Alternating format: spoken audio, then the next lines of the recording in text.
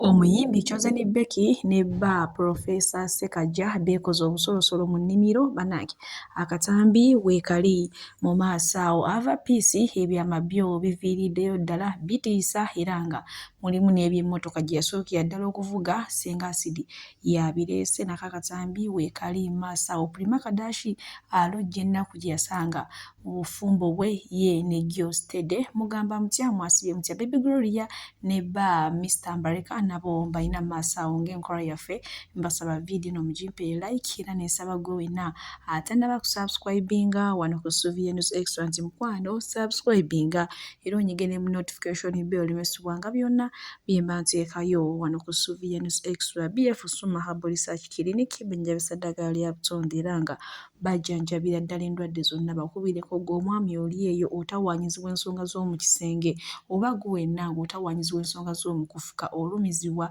oba oli abatwa kusekeera ng'okaddiyo olabika bubi bakubireko bagenda kuba nga ate bakufunira eddagala. Sheikh Ashraf Dembe musomi wa dduwa akola ku nsonga z'amaka oyagala kufuna butuuze bweru bizinesi nga tezitambula bulungi mukubireko naye agenda kuba nga ate wamma akukolako bulungi nnyo ddala. Munnange sigenda kuliisa era nga nkutandise ne Chosen Becky omanyi ono ye katemba tamuggwako mabegako awo yagala n'atusuulamu ekidimusi erinnya eryali Mrs. Ssekaggya n'alikyusa n'alizaayo mu Chosen Becky ono gwe twali tumanyidde. Abantu ne batokomoka omugambo era twabiraba nga tebajja kuwangaala amaziga omukazi oli bwe yakaaba gatandise omugoberera biki kumbe Chosen Becky munaye tumumanyi eno muyimbi naye ate alina eddalo lingi alinganga oba azannya comedy ndowooza munnange yakikola awulire oba endowooza z'abantu naye sooka olaba akatambi maaso wano obusolosolo bwe beekoledde mu nnimiro ye ne Profesa Ssekaggya.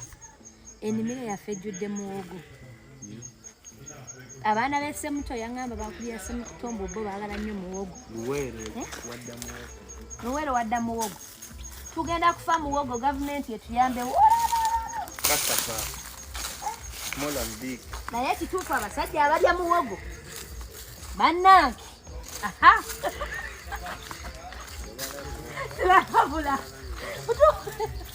omwami wange ono omwami wange yantwala naye qualities ziri 10 sigenda kulabula bantu naye ekituufu ekya muwogo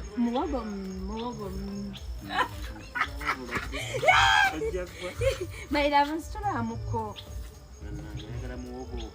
ate muwogo gwe neesiga muwogo ebirungi byantusizako nga bw'oyagala pepe. I want like a baby, no. Baby, I want like a baby. Baby, ojjagafuna muwogo baby okusa ekituufu naye mwamulya muwogo baby tugala kusanga nsawo y'amanda.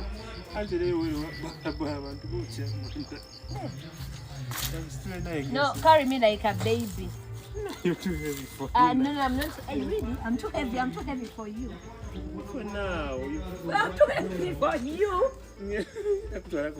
I'm Ladeka. Baby, no, you can't carry me like this. Carry me like a baby now. Me, I can even carry you. You get the gambo bingi. No swala. Omuntu gwenva okuwana nti yali amuwoga. Please awusinga. Kale kankulaga enzo w'Emasaka jangu. Nze ndi munnamasaka bannanga abakyala b'e Masaka. No, baby kankweka ate tusigenda ko tunakusaizi nti oli musajja muwanvu. Beera mu my love. Olemeseza. Nawe olemeseza. Mbadde nti sobola jangu okuweeke. Osadde na buswazi. Baby baby oli mukulemesa. Lwaki onneeripako bw'oti wenna jangu? Sha. Imesa atonneetekako maanyi. Bihambo. Wakugulu kuno waggulu. Beera mukakamu nga to. Kaakati fe abakyala b'e Masaka baby ogaanya situka. Ogaanya otidde okuswala. Nze kuweeka mukwano. Fe ab'e Masaka tuweeka. Abasajja baffe tuba tubasobola kuno. Mwe abakazi gye mwekoleza omusajja zitowa owange muweeka. Nze ndi munnamasaka omusajja muweeka. Munnamasaka tuweeka abasajja. Tuweeka. Jozani Becky bwato munange bwalabise bannange omukwano guba wube ennaku zino ne baase kajja ati bafaye Masaka tusitula naye nga talimbye faye Masaka era owasaayo omukazi n'omutwala n'omutima gumu okitegere ekisooka tuba bampisa tuba bafumbi tuba baddiini ye njogera ekindeke kibannange naye nga ebyo tubizadde ku bbali nkubuuza butereevu paka ate ewa Mrs. Mbaleka mwana muwala Baby Gloria omanyi twamubuuza kati munnange ofumbiriddwa era erinnya lya Baby Gloria ligenda kusigalawo n'agamba nti yes erinnya lya baby ye lirina osigalawo nenga n'erya Mrs. Mbaleka nalyo mulimuyita munnange nno omwami anyiridde Mbaleka ono oba Mr. Mbaleka yali tanyirira bwati nga tanaafuna Baby Gloria ne Gloria yennyini gamba balabira ddala nga bonna laavu weeri ate omukwano gwabwe gulimu ne Katonda kwegamba bonna basitulidde ddala omubiri wali wonna toyina kyotugamba bwe nkuzaako eno ewa Grace Can finally amaze n'ayogera ekyama kye yasirikira era nga kino abadde akiterekedde emyaka 8 weddu munnange agambye nti omuntu yenna yamuviirako okwonoona obulamu bwe n'abeera bw'ati anywa omwenge asola amabaala ayomba talina mpisa yali mwana muwala baali bamuyita Sharon era naye yali muyimbi nti ono yamuteera akawalaji baali balina gye bagenza okuyimba ng'akyabeera ew'omuyimbi Geoffrey Rutaya munnange obulamu ne butandika okwono naye agambye nti yamusonyiwa kuba kati nti yafuuka mulokole kale munnange bwe nkuzaako eno ewaava Peace ono nno maaso wano aweereza message era nga bo bashibaholics ndaba akagatto baakeyambazizza ddava Peace alina ebintu byayogere n'agamba nti bannamukadde abayimbi bannamukadde balemedde music industry kyokka ate bagezaako okuteeka abaana bato abajjayo omutwe wansi munnange mubaleke biki bingi byayogere sigenda kubanga mbiddamu wabula nammwe mwerabireko akatambi ate tweyongereyo n'agaaliro abalangidde nno nga yenna munyiikaavu mubabe busungu nga bumuttira ddala bannamukadde bagezaako okukkatira abaana wansi kyokka ekifo kye bandi babadde babalekera space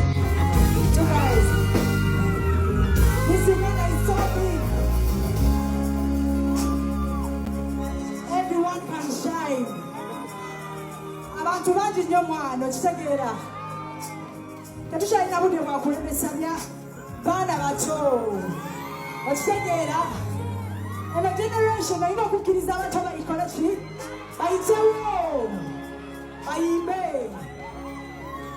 tugenda beera ku bakadde bokka paka bannange olwokuba abamu tusirika naye ate buli kimu tukiraba okitegeera ate nga Mukama ye yatuleeta tugenda kukikuba tugenda kola ki naki thank you guys ava Peace bwati omunange ate bwaweereza message eyo nga nammwe we mugiwuliddeko naye nga wadde ebyo byonna bikoze kati ate yeesenga asidi aleese bwino yenna bannange simanyi kumanya ngenda kubanga mbateedako akatambi n'emmotoka yennyini ava Peace yasookerako okuvuga mukwano olina bakyali bange bangi abakuzina sinti abakuzinye abakuzina and it was the only reason why I have never talked about you. It is the only reason. Ava Peace waneno jeje yaja nakusanga nga oli kukomba amanege gabawe nakusabula bulu black. I knew that day. I even have evidence. I never talked about it. Nobody even got to know.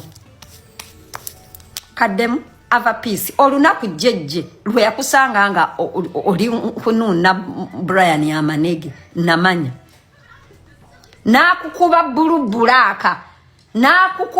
bulaka siye gwe eyemyusa namanya.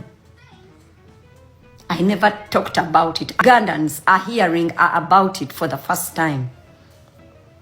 Olid Ava Peace olina chali wange gwozina oyo yena mugagga wange sisobola na kumwogerako ajja na kunyigira naye nakulopye era ngambye tajja kuddamu kuwaako nkulopye. Ava Peace olunaku lwa Ava Peace inze omuntu ngogamba mbuno buli lunaku nkuvuma Ava Peace I've never come out okunyonyola bana Uganda mbuno your first car wagenda ewa Kasami ne muganda wonna mpijja ne mukola threesome your first car. So nyonyola abannayuganda mbuno your first car was not out of music, eating your sister's vagina in front of a man that is older than even your father. I've never talked about it.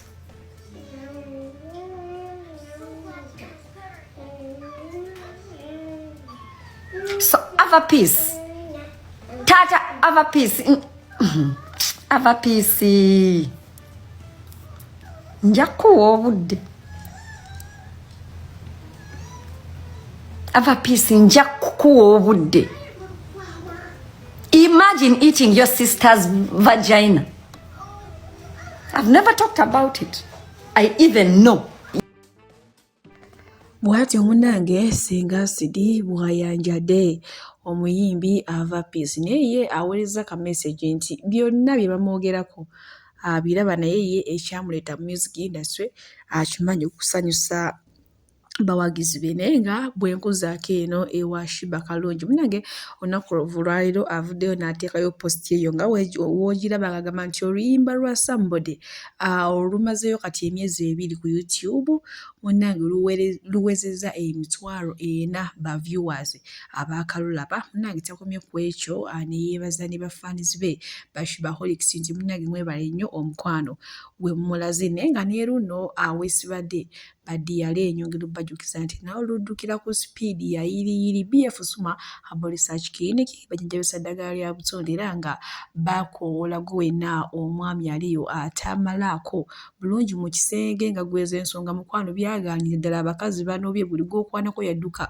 olw'ekizibu ekyo munange bakubireko ku namba z'essimu eziriwo bagenda kuba nga ateeba kujjanjaba bulungi nnyo era nga gwe wenna otawaanyizibwa ekizibu ky'okufuka ofukaafuka omusulo gulimu olusaayi obanga buli wogenda okufuka ofuna pain ey'amaanyi obanga buli woofuka mukwano gwe tomala obeera waakamala ng'oddamu owuli omusulo gukuluma toddamu kumenyekana kirwadde ekyo ng'ate aba BF Suma weebali era nga nyongera okubategeeza gwe wenna guno omulembe gwakwefaako gwakwerabira omwana ow'obuwala n'omwana ow'obulenzi aliyo ne oba ng'oli mukadde myaka 7-10 munange nyongera okubajjukiza BF Suma baleese eddagala erikuzza obuto n'ofaananira ddala abaana bano abato ba teenager n'olekerwawo okusekerwa guno omulembe gwakwekolako kulabika bulungi oba onfuna so bakubireko ku namba z'essimu weeziri awo ogenda kudandooza ng'ompa bujulizi munange bwenkongerayo ewa Prima Kadashi banange ono yeetaggwerwa akozesa di story abaleete eno kati nno muyinanga agezaako okukubiriza mumwina abaana b'obuwala kasita oba ng'oli mbufumbo weesonyiwe essimu y'omusajja mbu kuba ye yamuviirako okwonooneka ku bufumbo bwa Jostere kubanga yakeberanga essimu mbunga oba kiro oba misana nga ye obusungu bumukwata ng'asangamu omumeseji w'abawala ng'agenda akuba Jostere oluyi lumu mu Jostere ng'ati naye amukuba oluyi lw'ekisajja munange era byafundikira ng'obufumbo neze mbabulyeko bankubire mu bufumbo. Oh my god saazi nosagadi n'omuntu ankolako bwati nako obeera toxic tonyongera toxic nze mbabulyeko sitasadde okuyomba wadde n'okuddamu omusajja naye bana mukimanyi abasajja bakuba omusajja asooka okuba emimwa gyonna bwegiti n'ogirumaaluma nga basobola okunkuba oluyi lumu n'ensooka omanye akakantu akawuma mukutu